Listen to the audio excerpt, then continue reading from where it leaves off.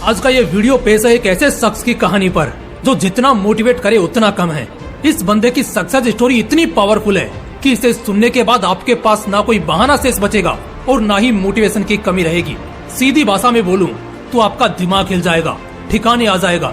मुझे तो लगता है इन लोगों को मोटिवेशन की जरूरत ही नहीं पड़ती, बल्कि खुद मोटिवेशन को ऐसे लोगों की जरूरत पड़ती है।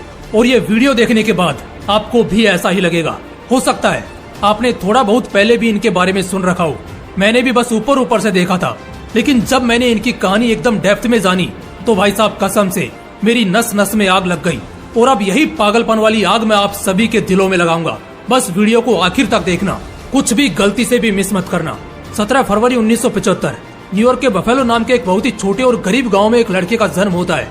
जब भी कोई बच्चा अक्सर घर में पैदा होता है तो उस वक्त घर में खुशी का माहौल होता है, लोग खुश होते हैं, बच्चों को दुआएं मिलती हैं। इस बच्चे के साथ एकदम उल्टा था। हालांकि इसकी माँ अपने बेटे के जन्म से बहुत खुश थी, लेकिन इसका बाप बहुत क्रूर था। इस बंदे का बचपन बहुत गंदा भी था।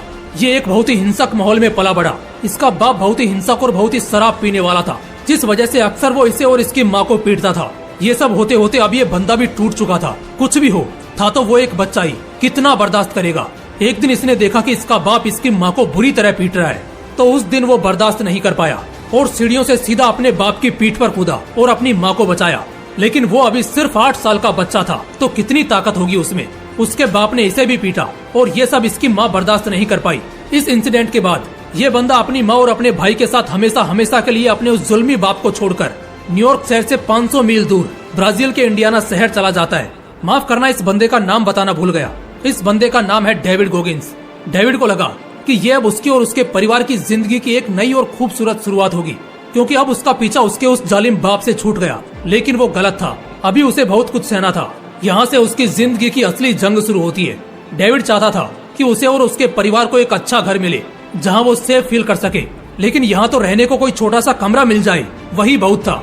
डेविड अच्छा नहीं दिखता था, थोड़ा अजीब था, काला सा लड़का जो शरीर से भी मोटा और बिल्कुल भी अच्छा नहीं दिखता था।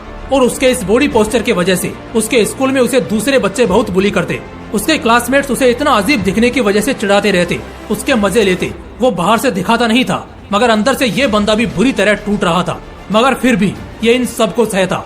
उसकी माँ उसके और उसके भाई के सर्वाइवल के लिए 3 अलग अलग नौकरी करती थी। डेविड को एक बीमारी थी, लर्निंग डिसेबिलिटी के नाम से। वो अपनी माँ से कुछ भी शेयर नहीं करता था कि उसके क्लासमेट्स उसे कितना चिढ़ाते हैं और कितना परेशान करते हैं। उसने ये बात भी अपनी माँ को नहीं बताई कि उसे एक तरह की बीमारी है, जिससे वो कुछ भी पढ़ नहीं सकता, कुछ भी सीख नहीं सकता। वो अपनी जिंदगी की कोई भी ऐसी बात अपनी माँ को नहीं बताना चाहता था जिससे उसकी माँ को तकलीफ हो। उसे स्कूल और क्लास के बच्चे हमेशा बुली करते, बुरी तरह उसे परेशान करते। इस वजह से वो उनसे बचने के लिए स्कूल बहुत कम जाता था। लेकिन अपनी माँ को दिखाने के लिए हमेशा वो घर से निकलता और जितना दूर उसका स्कूल होता उतना दूर जाता, ताकि उसकी माँ को लगे कि वो हर रोज स्कूल जाता है। उसे याद करने में और पढ़ने में बहुत दिक्कत होती थी। इसी वजह से वो लड़का 4th क्लास से लेकर अपने हाई स्कूल तक लगातार चीट करके पास हुआ।